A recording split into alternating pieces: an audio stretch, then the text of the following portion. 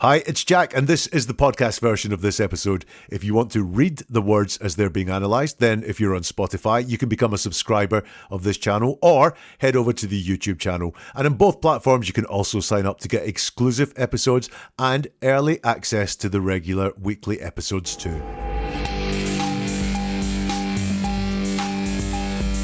You have asked so many times for me to look at the Chris Watts case again, specifically Nichol, who he was having an affair with. So I have looked at that, and it's got me asking, is this Nichol wanting control, or is she wanting to avoid embarrassment? You talked to him for a few hours on Sunday. Did I? Are you asking me, or are you telling me? I'm asking you.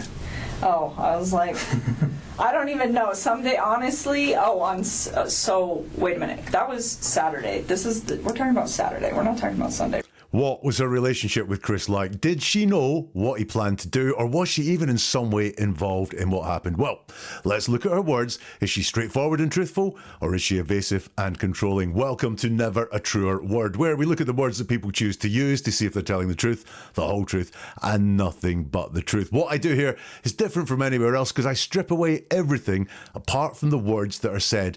Then I use my process of statement investigation to give you the key to seeing possible deception, possibly where the truth is, and the motivations of someone as well. It's a process I use with investigators, with corporate clients, and also with the media to get a deep understanding of what is really being said. So the case we're looking at here is August 2018. Chris Watts killed his wife, Shanann, murdered their children, Bella and Celeste. He had a mistress at the time, Nichol Kessinger, and we're going to look at her speaking to the police 3 days after the killings, the day after Chris Watts confessed, to try and answer, what did she no. Now, before we look at her words, let's talk about stress, because whatever's going on here, whether she's entirely innocent or whether she is a bit complicit, Nichol is going to be feeling stress at this point in time, and that stress is going to come through in her words. But is that stress caused by, well, look, she was having an affair with a married man, that's all going to be outed, and the fact the married man killed his wife and his children, that's a stressful situation to talk about?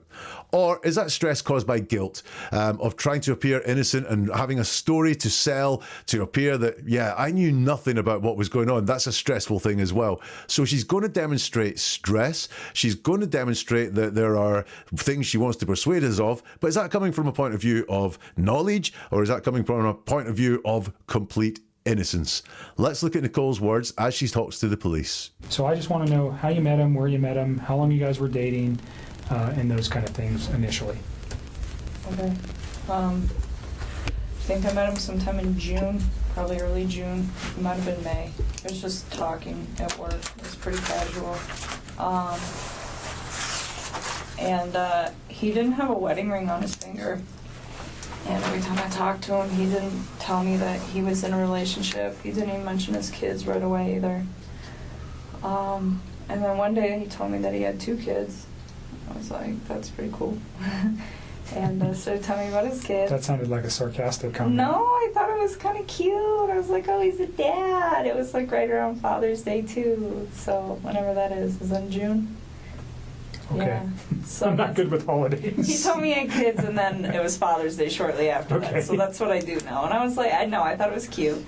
And then he's telling me about him. He's pretty excited about him. And then he mentioned that he did have a significant other. And then he told me that those 2 were in the process of a separation.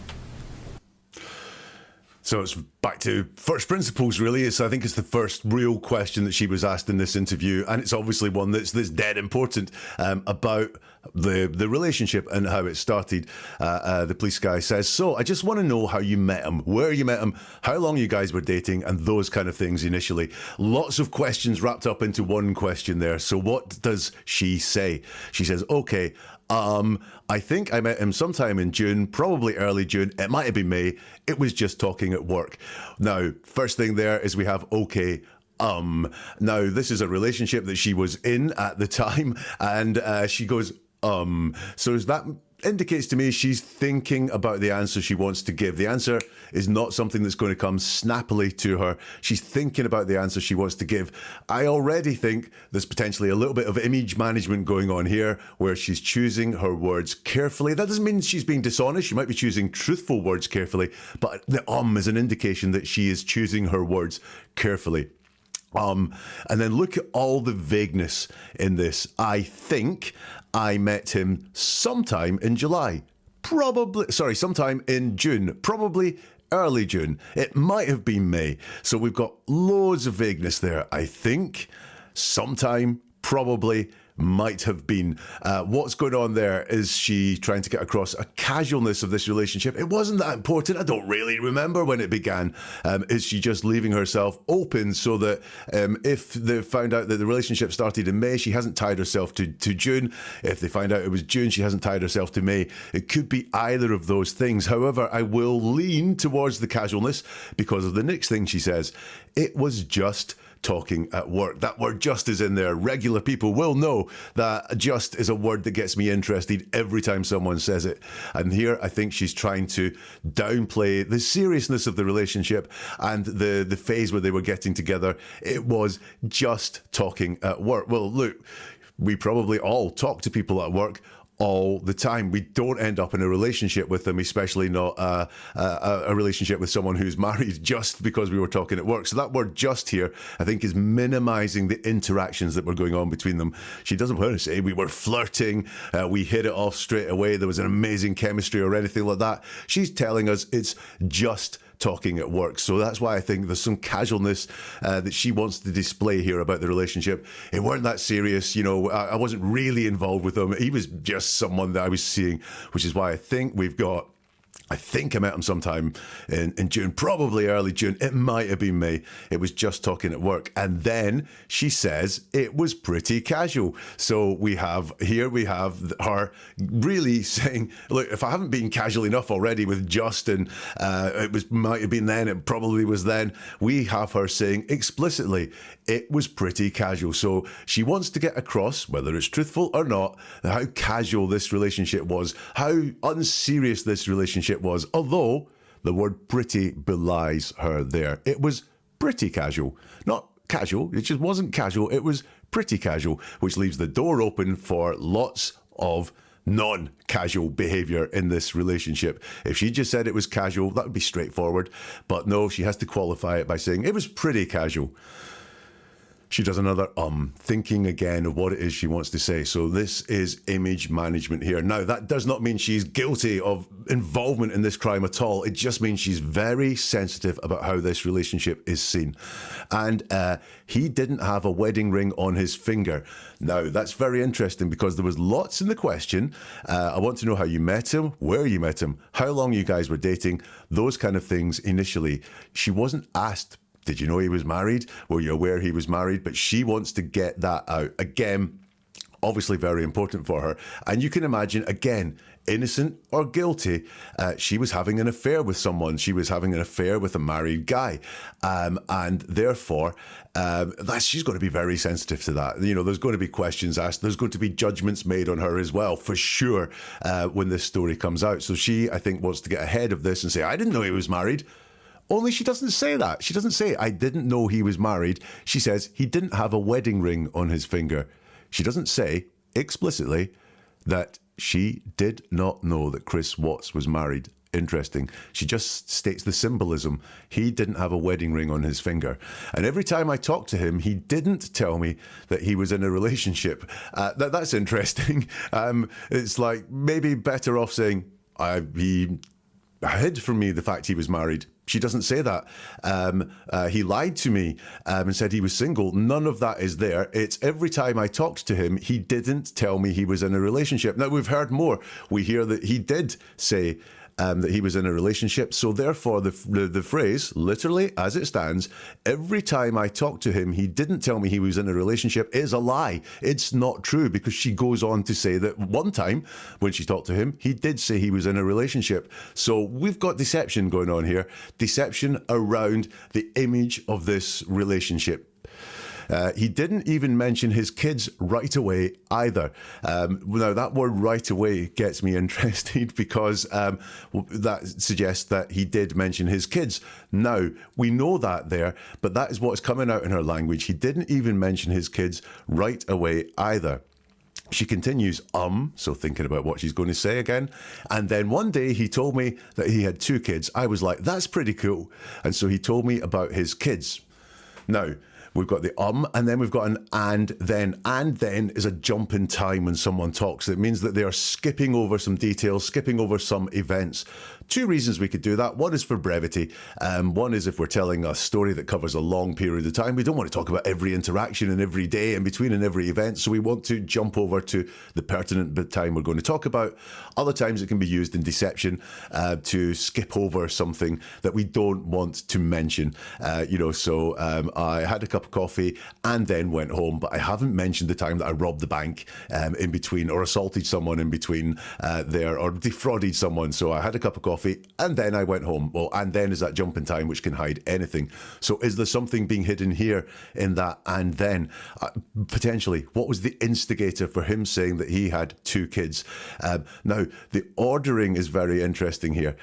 She brought in the thought of the wife and kids, but the thing that she mentions that Chris mentioned first is the kids. And when you think about it, again, that's the most innocent is the best way I can think of describing it. The most innocent way you could tell this story is that she was seeing a guy, she thought he was single, then he mentions he has kids. Well, lots of people who have kids who are single. So is that what's going on here, why she mentioned the kids first? She doesn't answer the question in full, but the question is quite an involved one. So maybe it's understandable that she doesn't deal with every single part of the question. She doesn't say how long they were dating or anything like that. But it's interesting that she brought in and covered off the thought of the wife and kids before the detective or the police guy did. The police guy says to her about her saying it was pretty cool that he had kids. That sounded like a sarcastic comment. She says, no, I thought it was kind of cute. I was like, oh, he's a dad. It was right around Father's Day too. So whenever that is in June. The police guy says, I'm not good with holidays. And then Nichol says, he told me he had kids. And then it was Father's Day shortly after that.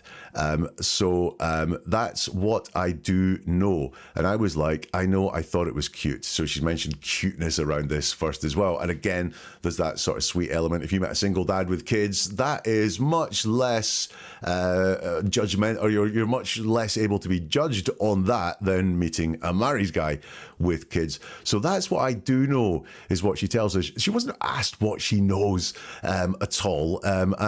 So why is she telling us that's what I do know? Again, is she holding some things back? I think she is. She's trying to make this relationship sound a little bit more casual than it was. So when she says that's what I do know, and I've seen Nichol do this quite a lot when she talks, so that's what I do know. She's putting a kind of box around it. She's saying, here's everything I do know. Move on. Next question. I've told you everything inside this box. Why would she feel the need to do that? Why is this to avoid further questioning, to avoid giving more information? She's going, this is what I know. That's all I have. Move on. Next question. And I was like, I thought it was cute. And then he's telling me about them. He's pretty excited about them. And then he mentioned that he did have a significant other.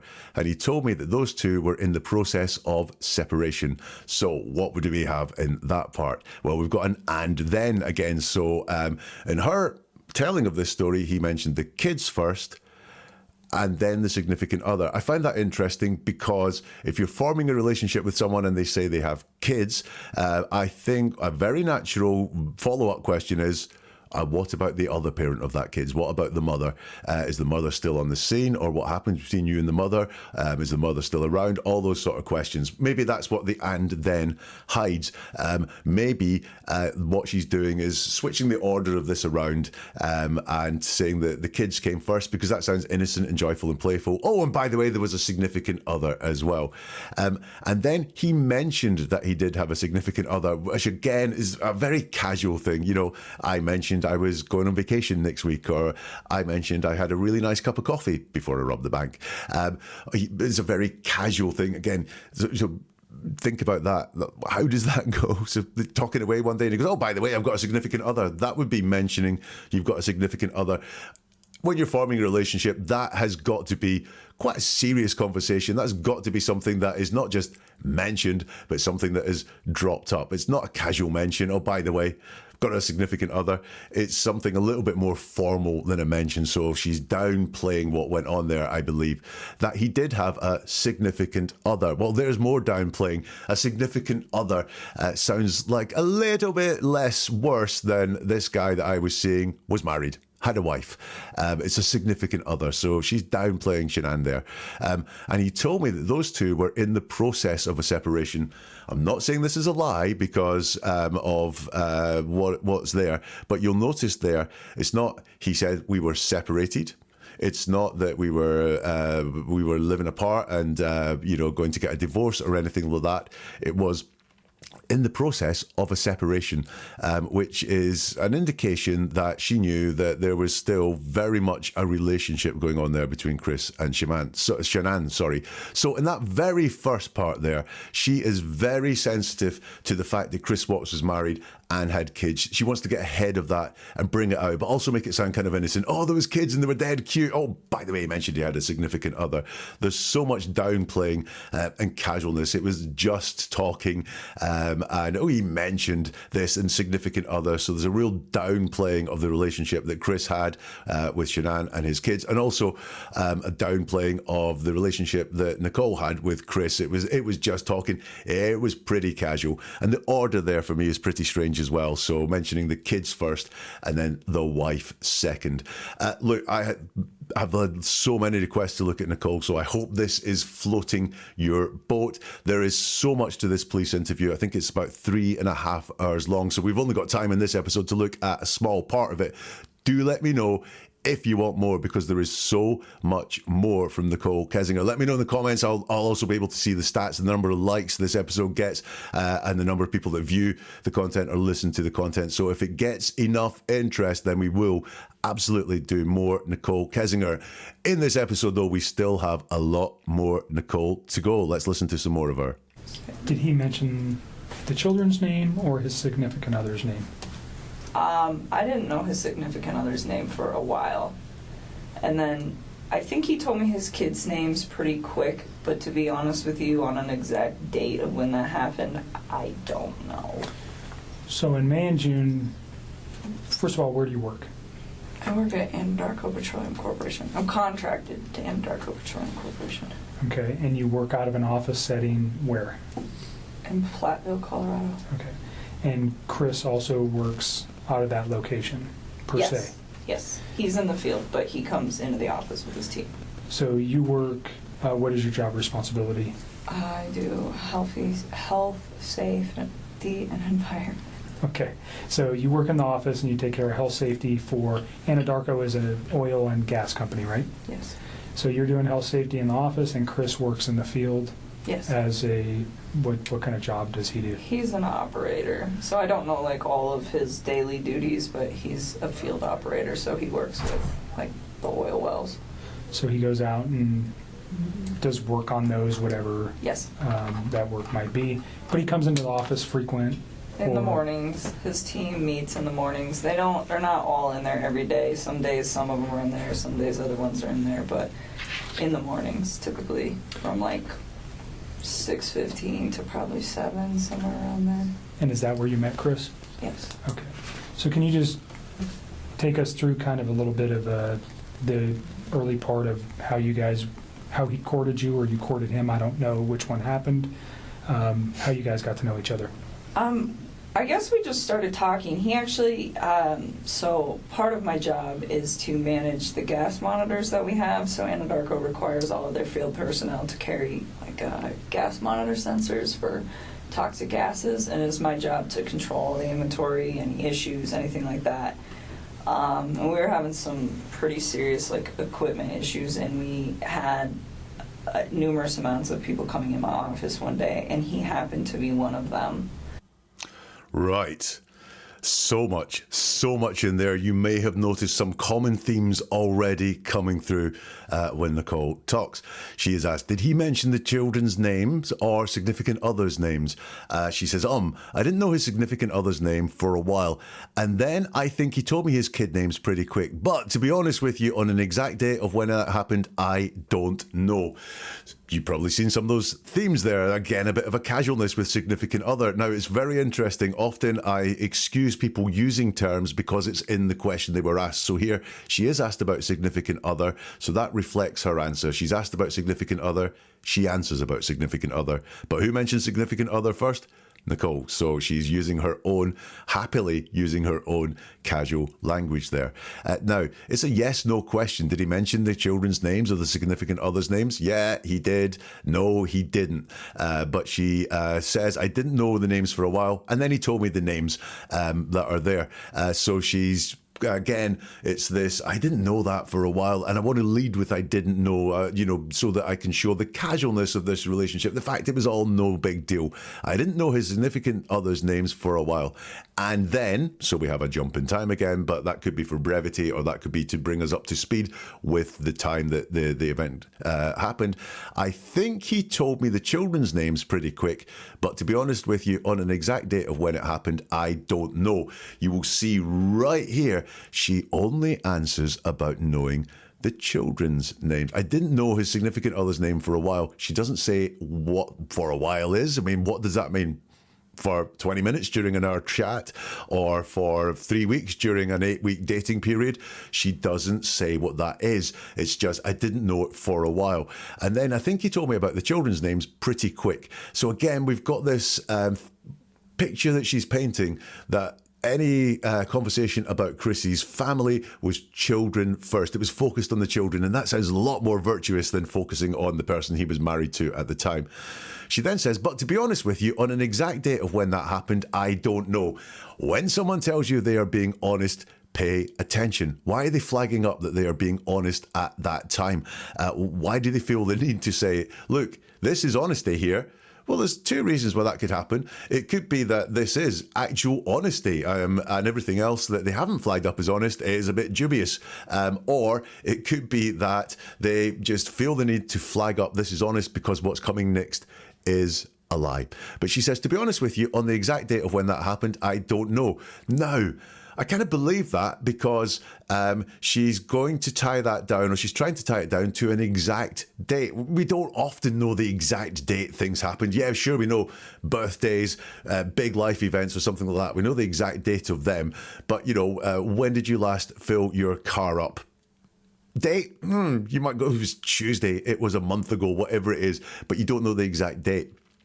But why is she answering about a date that it happened? Because she wasn't asked about a date. She was asked, did he mention the children's name or his significant other's name? And she wants to give an answer about an exact date. What is going on there? I think there's two possibilities here. Number one, as we go through this, play along yourself. As you hear Nichol talk, she talks about dates a lot. She wants to tie things down to dates when things happened for some reason. We will see her do that. So maybe it's just a characteristic she has, or maybe she's got a timeline that she wants to tell and make sure that everyone knows around this relationship. But she wasn't asked about a date. She has introduced that concept around the date. Also, is it just the fact that, especially around the significant others, knowing the name, I think she knew that pretty quick because of the vagueness and how she talks about it, how she tries to say it wasn't for a while, but in her language, it's wide open and it could have been 20 minutes after she first started talking to Chris. So that's why I think she's going, I don't know an exact date, so don't try and pin me down to an exact date because it's quite embarrassing, actually. And also, you'll notice, I'm not saying this is devious or deceptive or anything like that, but she does not use the names of those people. She doesn't mention Bella, Celeste, Shanann at all when we're talking about names. Maybe she could have said, I didn't know Shanann's name for a while, and then he told me Bella and Celeste's names. She doesn't say that, which creates this feeling of distance there, that nothing is too close. Now, we then get into the part where they're talking about work. Won't go through all of it because it's very functional and process driven. What I do want you to notice is what Nichol sounds like when she's telling the truth, when she's not in storytelling mode. So some of the questions are factual questions, things that she would have. Number one, no reason to lie about. And number two, if she did lie, these are things that could be caught out as lies very quickly, like where do you work? So where do you work? She says, I work at Andarko Petroleum Corporation. I'm contracted to Andarko Petroleum Corporation. So you can see there, it's a perfect answer for me in terms of truthfulness. Where do you work? I work at. It's very straightforward. It deals directly with the questions, and she says where she works. And then she realizes that's not 100% true. I do work there, but I'm a contractor. So she corrects that. But again, corrects it in a very straightforward way. I'm contracted to Anadarko Petroleum Corporation. Where is that? Flatville, Colorado. Again, it's a very simple answer. And Chris works out of that location per se. Yes, he's in the field, but he comes in to work with his team. So this is all very straightforward. She's asked what her job is, and she says, she stumbles over it, but she does say, Anadarko is an oil and gas company, right? Yes, it's a one-word answer. These are all factual questions that could really easily be disproved if she was lying, and she would have no reason to lie about these. Crisp, short, truthful answers.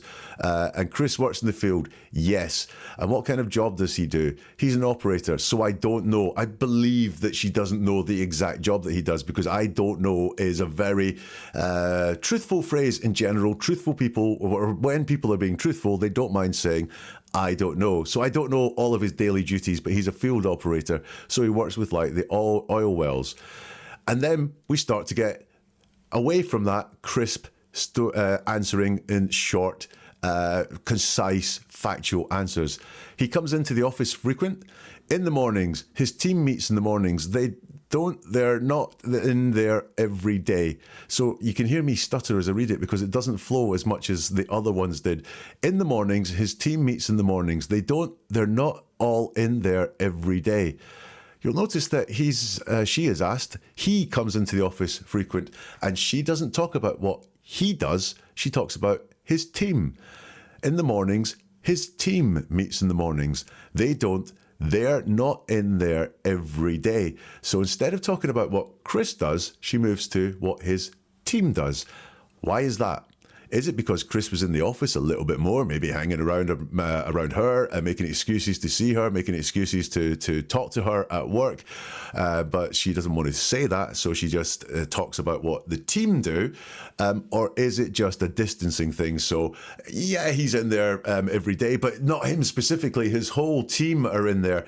But again, we've just got her moving into storytelling mode. So that continues. Some days, some of them are in there. Some days, other ones are there. But in the mornings, typically from like 6:15 to probably 7, somewhere around then. So again, she's not talking about Chris specifically. She's talking about this team. Some days, some of them are in there. Some days, other ones are in there. And again, we've got this sort of casualness. So some days Chris is around, some days Chris isn't around. You know, it's not that big a deal.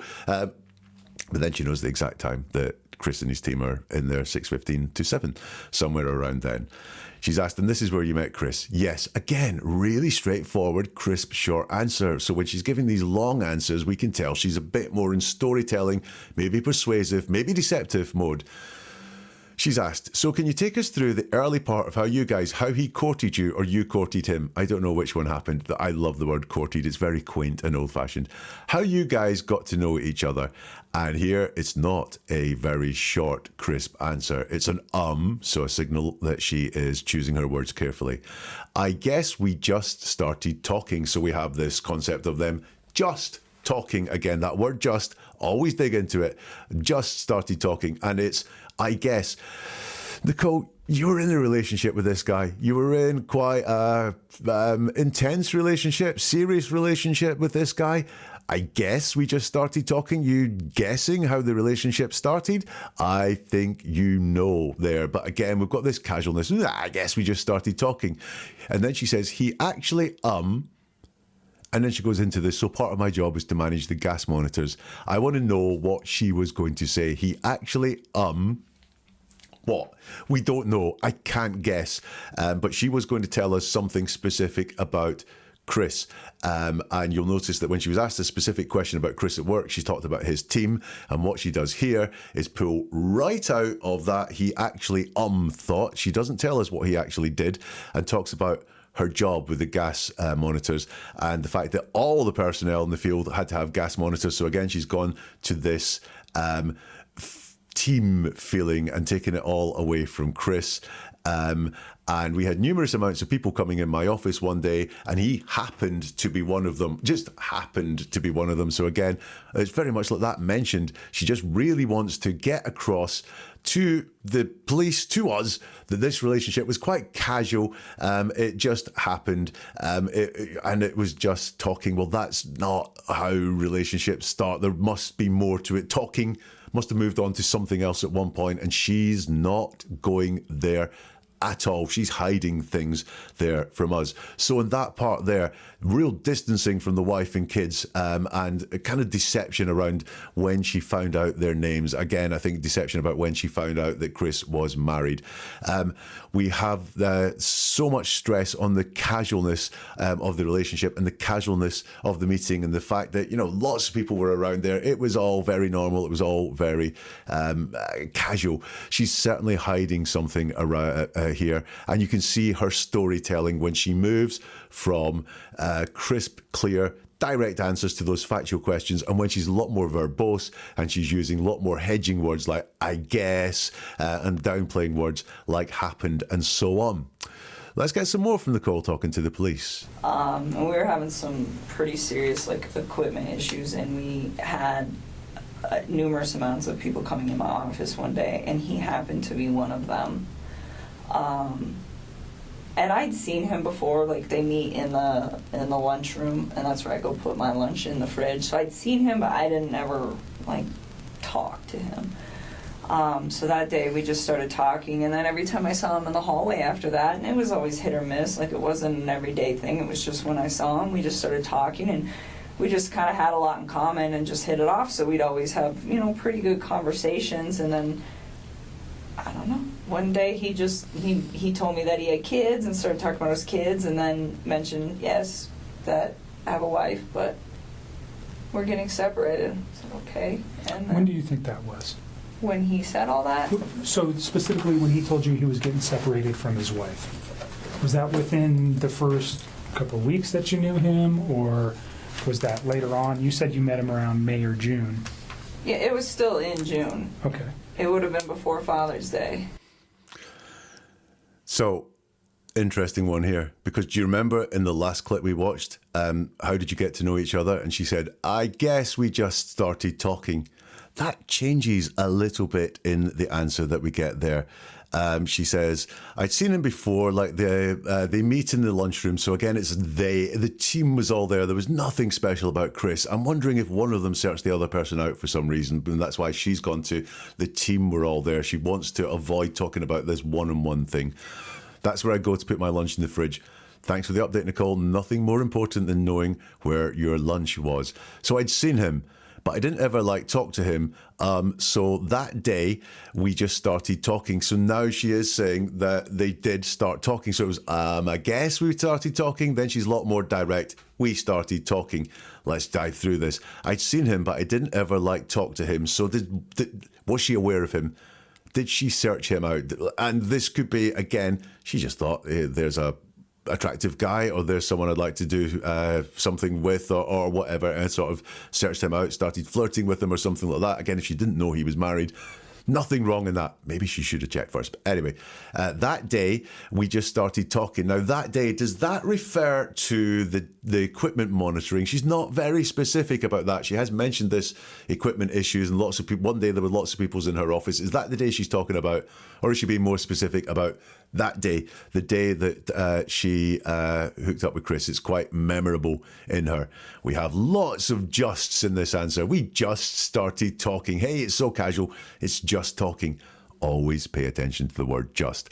And then every time I saw him in the hallway after that, and so every time I saw him in the hallway after that, again, it's just so casual, but actually every time belies the fact, that it wasn't that casual, because it was every time I saw him in the hallway after that. There wasn't a time where she was so busy or he was so busy that they just had to walk past each other and go, hi. It says that there was a bit of an intensity going on here. And then she says it was always hit and miss. It wasn't everyday thing. It was just when I saw him that tends to be what a relationship is, Nicole. It's just when you see that person, you can't form a relationship when you're not seeing that person. But again, it's this casualness that she wants to get across. It was always hit and miss. It wasn't an everyday thing. It was just when I saw him and we just started talking. She keeps saying they started talking. You can't start talking numerous times. Well, you can have many conversations, but it's like, we just started talking, it was like a very casual thing here. And we just kind of had a lot in common and just hit it off. Using the word just to really minimize things down here. We just kind of had a lot in common. We just hit it off. I think this is all to minimize this and make it sound casual. Why would you want to make it sound casual? Well, it's probably in everyone's interests if the relationship you were having with a multiple murderer was casual and very distant from it. But it also might be hiding the fact that this was quite an intense relationship that they were having. So we'd always have, pretty good conversations. And then, I don't know, one day he told me he had kids and started talking about his kids and then mentioned, yes, that I have a wife, but we're getting separated. So, okay. So we always have pretty good conversations, that casualness again. And then, I don't know, one day he told me that he had kids. So a little bit of nervousness there around the kids. We've got the stress on the he. Do I really want to say this out loud? Because this is quite sensitive. It looks bad on me if I'm dating a guy with kids and a wife. He told me he had kids and started talking about his kids and then mentioned, not informed me, told me, but mentioned, yes, I have a wife. Interesting, mentioned, yes, that I have a wife. Well, you would say, yes, I have a wife. If you're asked, are you married? Yes, I have a wife. If you're not asked if you're married, if you're just mentioning it casually, it wouldn't be, yes, I have a wife. It would be, I have a wife. But we're getting separated. So, okay. Now, what do we have here? We have there, again, we're getting separated. So, real consciousness that this was an ongoing relationship. We're getting separated. Not we are separated, not we're getting a divorce, but we're getting separated. So that says you knew that they were together in some form. The guy might have told you, oh, we're getting separated, but you knew there was a relationship going on there. Again, we have the ordering there, which is that one day he told me he had kids and then mentioned the wife. She really wants to get across to us that she found out about the kids first and the wife last. Don't think too bad of me. I knew about the kids and that's all cute. Oh, and then, the wife just happened to be told. Does that stand up with the previous statements that she told? One day he just told me that he had kids. It makes it all sound like it comes out of the blue. She's asked, when do you think that was? And she says, when he said all that? ? So she's asking a question to a question. Very often that signals that the answer is sensitive and that the person asking the question is buying themselves some more thinking time, because she's just told us what happened, that she was told about the wife and kids. And he says, when do you think that was? Which is pretty obvious what he's asking about. When do you think it was that you said that you were told he had a wife and kids? But she, I think, buys herself some thinking time here, possibly to construct the answer. So she asks a question to a question. My God, did she get thinking time? Because Detective gives a long response. Specifically, when he told you that he was getting separated from his wife, was that within the first couple of weeks that you knew him, or was that later on? You said you met around May or June. And she says, yeah, it was still in June. So specifically when he told you he was getting separated from his wife, she's tied down specifically to 30 days, a very wide time frame. If they met in May, and it was May, possibly June, so let's think that will be the end of May, then June could be just towards the very beginning of the relationship, or it could be maybe 6 weeks into the relationship. It's a big difference, but she wants to leave it very wide. And yeah, it was in June. Then she narrows it down a little bit. It would have been in before Father's Day. So, but it's still a wide open window there. So what do we have in that part there? Well, look, earlier they were dating when he told her. He said, it'd been going on for a while. Then eventually he said they were married and kids. Now they were just talking. She was asked about dating and she didn't say we weren't dating, we were just talking, but she really wants to get across that this relationship that Nicole had with Chris Watts, nothing more went on than they were just talking. And again, the timeline with her, she is keeping, I believe, deliberately vague. Coming up, Nichol describes the date she had with Chris 24 hours before the murders. It's a very, very interesting bit of speech from Nichol.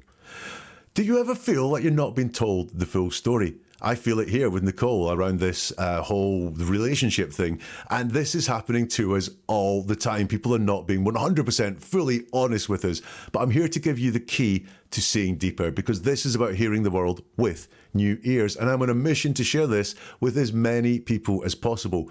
So if you want to unlock the secret, then do subscribe to the channel or follow and join the movement and dive into the archives, because there's a treasure trove of cases waiting to be explored, including a look at Chris Watts himself in the archives.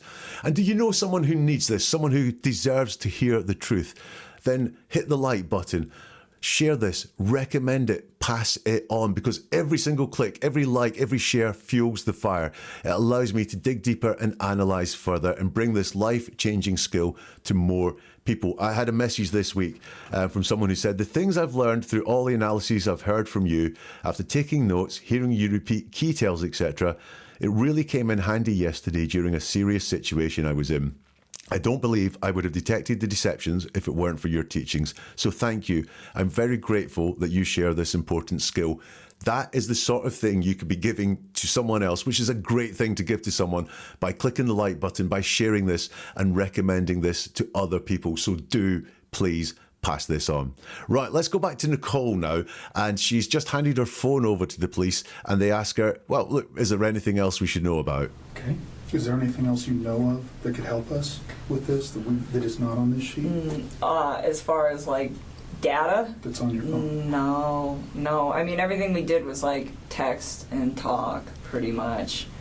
I mean, and like I said, any pictures that I had, like even if you were to restore all my regular photos, there's so many pictures in there and you wouldn't even know which ones were for him and which ones weren't. But any picture that I wanted to send to him, I sent via text. So if you guys go through the text and the attachments, you will have everything that wasn't said verbally and was done via text. But I think that's it. Like I don't have anything else.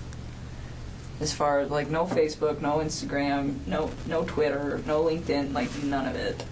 So there was never any of that kind of correspondence. So I think that should probably cover everything you guys will need. Is there any particular messages that would help me so I don't have to look at?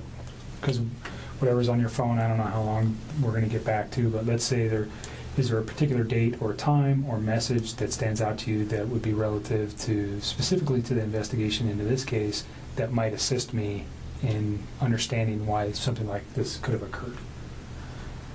I'm still in shock that this whole thing happened. I can imagine.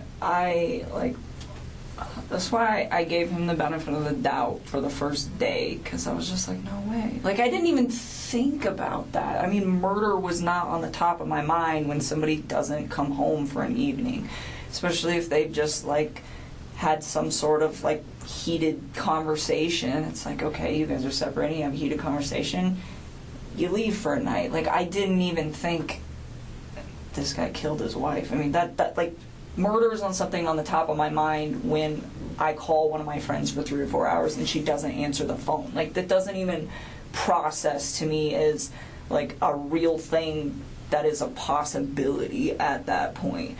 And so that's why I gave it a day, and then the second day I was talking to him, he was just like a hot mess, I could tell. And then with like the way he was talking to me, and then that's kind of when I cut him off and I stopped talking to him. And then... So remember what you just said, and we're going to get to that, because that's probably a very important conversation. So if you want to know days, I would probably honestly just start at like Sunday and work your way forward. I mean, all the rest of that stuff, it's just like the small talk of like, hey, this, you know? I mean... Wow, what have you got there? I have a feeling you may have spotted some things listening to Nichol answer that question. She's asked, is there anything else you know that could help us with that's not on the sheet? And she asks with a question. She answers with a question to a question as far as like data. So I think what again she's doing there is buying thinking time. Makes me believe potentially there is things there that she doesn't want to be seen. She's told that's on your phone. She says, no, I mean, everything we did was like text and talk pretty much. Well, pretty much disqualifies everything we did was text and talk pretty much. There's something else there, because otherwise you would not put pretty much in there. So there is some other form of communication has gone on, because what she says is not everything we did was text and talk, is pretty much. So there's something else going on there.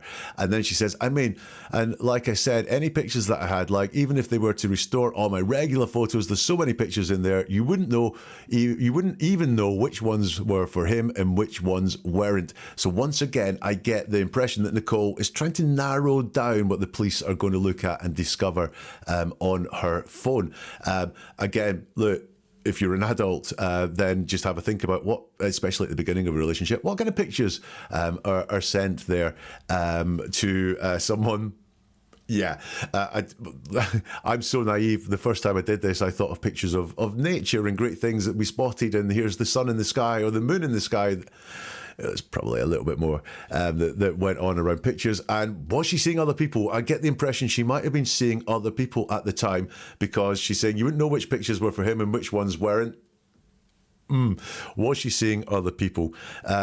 So is she being helpful here and saying, this is straightforward, this is all I've got here, or is she being evasive? I think she's being slightly evasive here and trying to tie them down to one avenue to look at.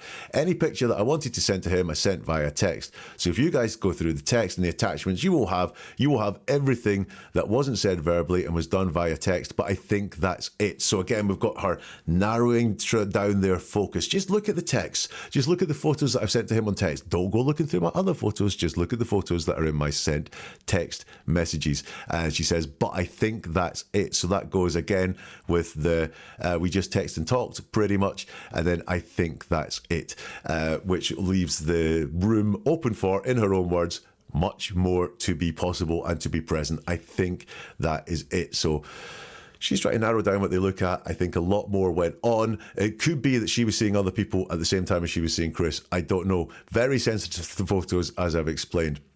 And then she tells us, and she's very interesting, she tells us what she doesn't have.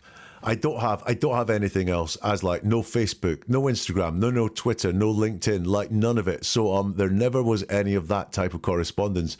Again, what's going on there? Is she trying to just say, only look at the text, because I don't have anything else? She's telling us what she doesn't have, which is kind of not helpful. Don't go looking for these things because I don't have them. Is it don't go looking for anything else? It feels to me like she only wants the police to look at the text conversations between herself and Chris. Don't go looking through my photos. You won't understand them. Don't go looking for social media. I don't have them. And then again, she finishes all that off with vagueness. She tries to box it off for the detectives again, like I've said. I think that should probably cover everything you guys will need. But it's, I think, so it's not 100% certainty. That should probably cover everything you guys will need. So again, very vague there, which makes me think there are more communications on that phone that she doesn't really want to be found. She wants to direct them to the text messages. Text messages, all simple, all clean. Go and look at them. But look, it's not worth your while looking at anything else. I'm being helpful here. Long question from the verbose police guy.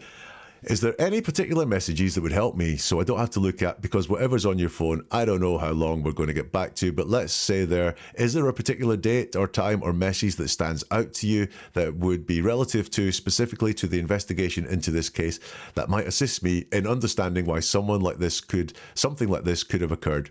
Is there anything else on my phone that could assist me to work out why he murdered his kids? But whatever, she's asked, is there anything on your phone or anything further on your phone, anything particular on your phone that will help me understand why this happens? And Nichol does not answer this question. She talks about herself, not her phone. I'm still in shock that this whole thing happened. That's why I gave him the benefit of the doubt for the first day, because I was just like, no way, like I didn't even think about that. So I do think there is something on her phone that she doesn't want people to see, that she's maybe going to have to explain away. But look at that answer. I'm still in shock that this whole thing happened. Now, this whole thing happened is really downplaying the severity of what happened. I'm not still in shock that he murdered his wife and kids. It's this whole thing happened. However, actually, despite me thinking there's something on her phone that she doesn't want these guys to look at, she does start talking about her thought process, what was in her head.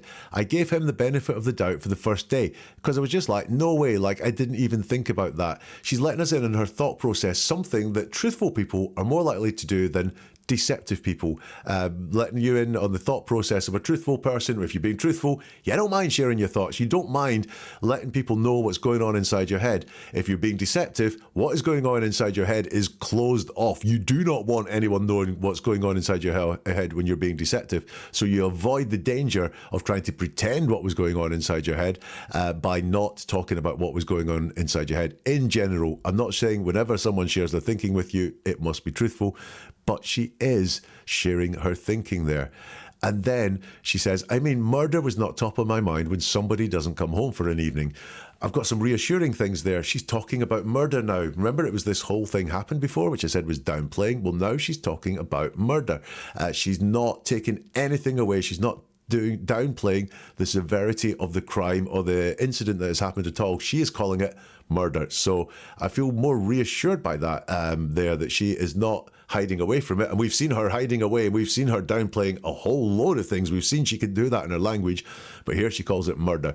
Not top of my mind when somebody doesn't come home for an evening. Notice she doesn't specifically say when Shanann didn't come home for the evening or when Chris Watt's wife didn't come home for the evening. It's just somebody. It's a much more general, especially when they've had some sort of like heated conversation. So again, she is talking about what has gone on. She's not downplaying there. A heated conversation, argument, I guess, but she's not shying away from the fact there was a confrontation. And also, that belies there the fact that she is talking about what she's been told, the heated conversation that Chris told her he had with Shanann, and then Shanann never came back. She's talking about it there like she believes it, like she believed that happened. It's like, okay, you guys are separating, you have a heated conversation, you leave for a night. Like, I didn't even think this guy killed his wife. Again, I'm reassured here around this. She talks about this guy. That is not the phrase you use to describe your boyfriend that you love very dearly, or the guy you were seeing on the side that you had a real soft spot. You wouldn't call them this guy, you call him or Chris. Or my boyfriend. Those are the sort of pronouns and naming conventions you would use for someone you are close with. This guy is used to refer to someone that you have no time for, disdain for as well. And again, this guy killed his wife. We have seen so much downplaying from Nichol in terms of the things she's talking about, but this guy killed his wife is not downplaying what happened at all. She uses murder again. I mean, like that. Murder isn't something on the top of my mind when I call one of my friends for 3 or 4 hours. And that's why I gave it a day. And then the second day I was talking to him, he was just like a hot mess, I could tell. So again, she's giving us her thought processes there. I gave it a day, but he was a hot mess, I could tell. So I'm reassured by large parts of this extract. You will notice that this all comes from, is there anything on your phone? So there is an element of storytelling here, because this is not anything about what was on her phone. She says, and then with like the way he was talking to me, and then that's kind of when I cut him off and I stopped talking to him, and then, and the police guy jumps in because he's got a line of questioning and he realizes she's gone very far from this. She's not talking about what's on the phone, but we've got and then's, this jump in time. And so I think that she is probably there talking, but hiding the exact nuts and bolts of the conversation she had with Chris, when potentially for her the penny dropped, or the penny dropped for her that she had to get out of this situation at the very least. And that's when I when I cut him off. So she's a little bit vague about that. The police guy says, remember what you just said? We're going to get to that because that's probably a very important conversation. And then she says, so if you want to know the days, I would probably honestly start like Sunday and work your way forward. I mean, all the rest of the stuff, it's just like the small talk of like, hey, this, you know what I mean? So once again, she's putting something in a box for them to look at. Don't look at the other stuff. Just look at the days. So start at Sunday and work your way forward. So she's just trying to narrow down what they look at specifically on her phone. If you want to know the days, they didn't ask the days, they asked for specific messages. So if you want to know the days, well, I want to tell you the days is what that's saying there. I would probably honestly, so we've got this flag of honesty again. So please believe me. Please only look from Sunday forward. The rest of the stuff is just small talk. So listen, there is something on her phone she does not want them to see. We don't know what it is. I do think it might be pictures that are slightly embarrassing to her, or potentially the fact that she was seeing other guys or something like that. It could be that. Look, I spot though in that extract lots of markers of truthfulness. Her letting us in the thought process and the fact that she is not down playing the murder and the killing of Shanann. But there is an obsession with days and dates, but she's very, very keen to focus their attention on specific items on her phone and only to look at her communications within specific times. Let's hear some more from Nichol now. She's going to be asked what they talked about Saturday, the day before the murders.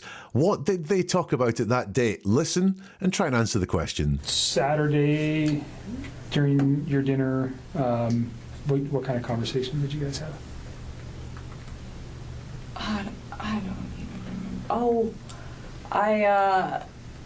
So he's been trying to like eat a little healthier than he normally does, and he's always like been in the working out since I knew him, and he like tries to eat clean, but he was trying to like step it up a little bit, and nothing like the people who do like the competitions and the shows that are all super restrictive. And it was nothing like that. It's just like day-to-day general maintenance, but it's how I eat, and it's pretty healthy. And he's been losing a lot of weight. He lost, I want to say like 13 pounds in the time that we were hanging out. And honestly, when you start eating a little bit cleaner and you start working out a little bit harder, the first couple months, especially for a man, because they lose weight faster, it's not something that's like that drastic to me, but it did stand out that it was like a little much. And so I was like, whoa, like maybe you're not eating enough macronutrients, so let me look at them. So he had been working on his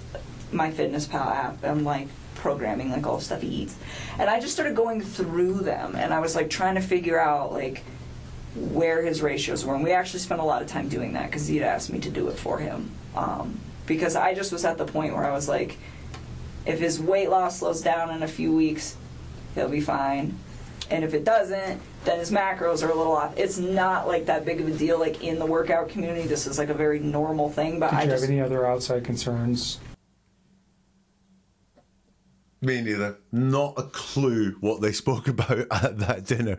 Saturday, during your dinner, what kind of conversation did you guys have? And she goes and talks and talks and talks, but not about what they spoke about, but about diet, losing weight, the weightlifting or the workout community. So things that I think are very easy for her to talk about. She's obviously got a passion for it and a knowledge for it.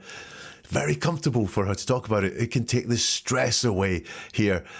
Also potentially a bit of a resume statement that I was helping him eat clean and I eat clean as well. Look what a nice person I am. I eat well, I think about myself, and I was helping this guy do that there. But we don't know what kind of conversation did those guys have. Now, as I'm listening to that, I'm thinking that full answer deserves a really deep dive analysis, because I think there is so much in there, which I might do as a separate video at some point. Do let me know if you'd like a deep dive just into the whole question there. I'm not going to do a deep dive into it here. What I am going to say is something happened on Saturday that she does not want to talk about, the conversation that they had, because instead she goes all the way into his MyFitnessPal, etc., etc. What did they talk about?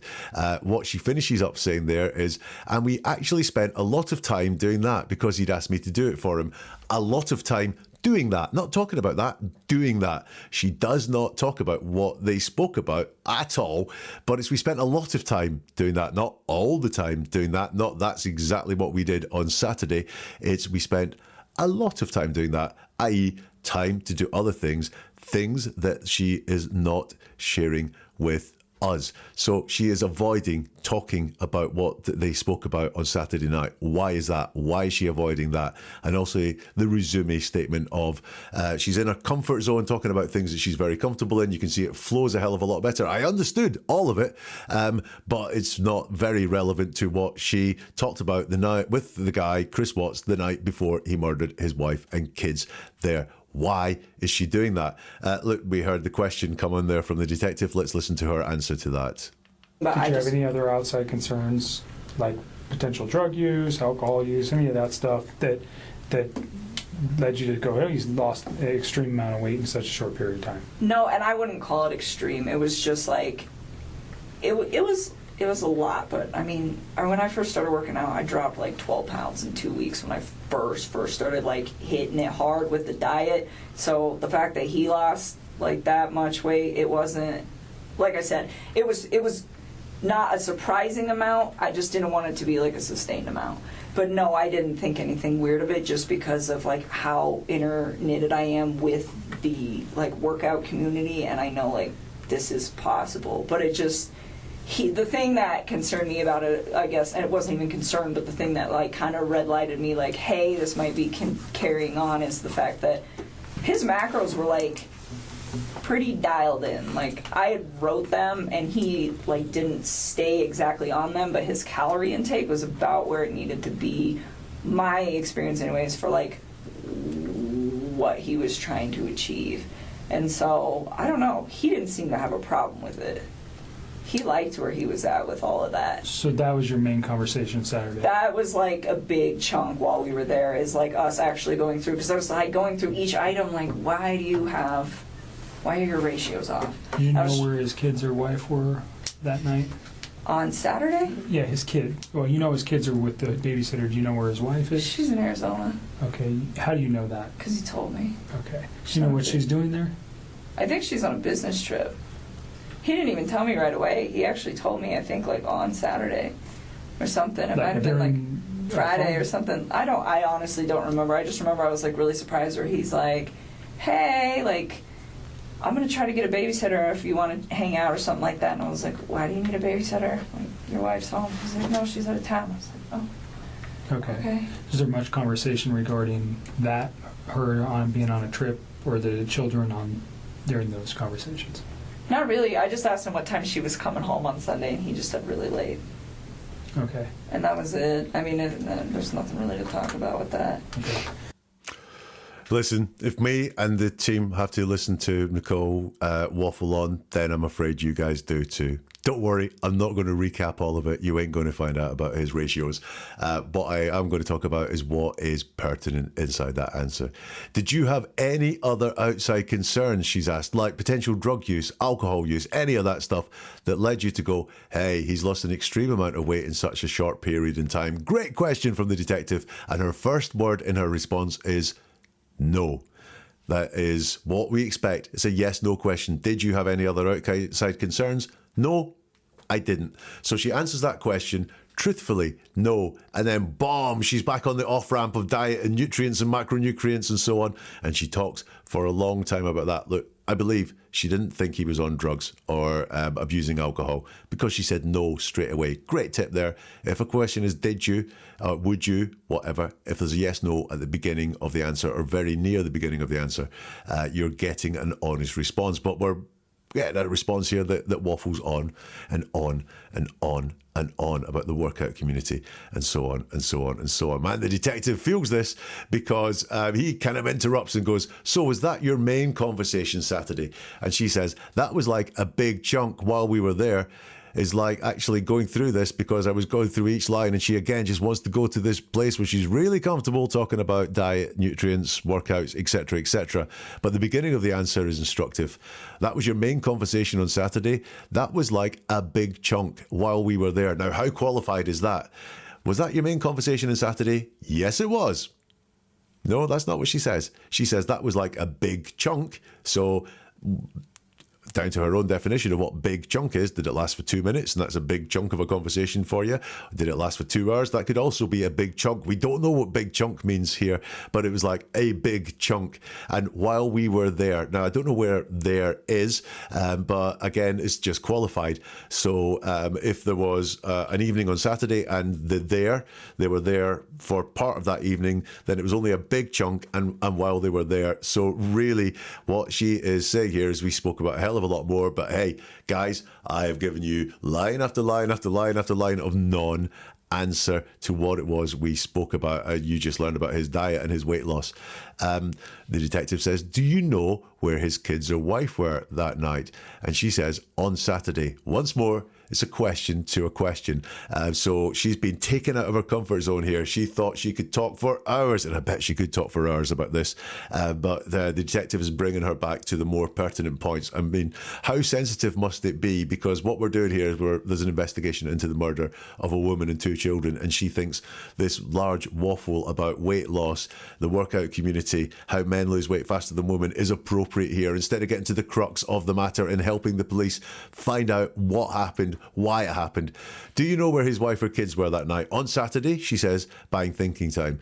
Yeah, his kid. Well, you know his kids are with the babysitter. Did you know where his wife was? Wife is, she says, she's in Arizona. How do you know that? Because he told me. All kind of factual. Do you know what she's doing there? I think she's on a business trip. That would be the answer. I think she's on a business trip. It would be a fair answer. But then she has to go to timings again. He didn't tell me right away.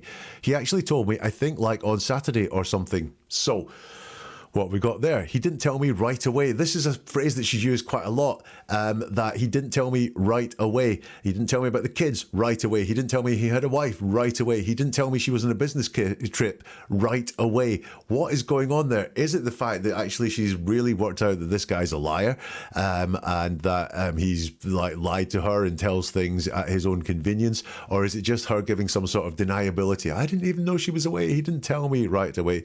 He actually told me, I think like on Saturday or something. There is an obsession, anyway, in her words, with when she knew what. You will notice. It might have been like Friday or something, so this obsession continues. You weren't asked when you found out she was away. It might have been Friday. It might have been like Friday or something. I honestly don't remember. We got that word honestly there. I just remember I was like really surprised when he's like, hey, like, I'm about to try to get a babysitter if you want to hang out or something like that. So again, it was casualness there. Hey, about to try and get a babysitter. I was really surprised. I don't remember. Look, I'm not naive. The conversation must surely have been, my wife's away this weekend. Do you want to hook up? Come on, that must have been what happened. And I was like, why do you need a babysitter when your wife's home? Strange question to ask, isn't it? It's a very strange way to word it. Can't your wife look after the kids? Isn't your wife looking after the kids? Might be a way to do it, but why do you need a babysitter when your wife's home? Interesting question to ask. I don't quite believe this. That's not really a natural way of saying it. He's like, no, she's out of town. I was like, oh, just a strange way of wording it. She's asked, okay, is there much conversation regarding her being on that trip or the children on during those conversations? She says, not really. I just asked him what time she was coming home on Sunday, and he just said really late. So was there much conversation is the question asked, and she says, not really. Which means yes. Yeah, you know, like it'd be, no, we hardly discussed it. No, not really. Means that there was some conversation there. Again, this could all be totally understandable. It's 2 people, let's be honest, they're having an affair. When the wife's away, that must be a little bit more interesting. Yeah, we've got a little bit more freedom or stuff there. I just asked him what time she was coming home on Sunday. Didn't ask where she was or how do you feel or anything like that. Just what time she was coming home on Sunday. That's a curious question to just ask, to be the only one that you ask, what time she's coming home on Sunday. Again, it could be because you wanted to make plans with the guy. And he just said really late. Now we've got just, this is all that happened. She's narrowing it down again to that specific things that she wants them to talk about.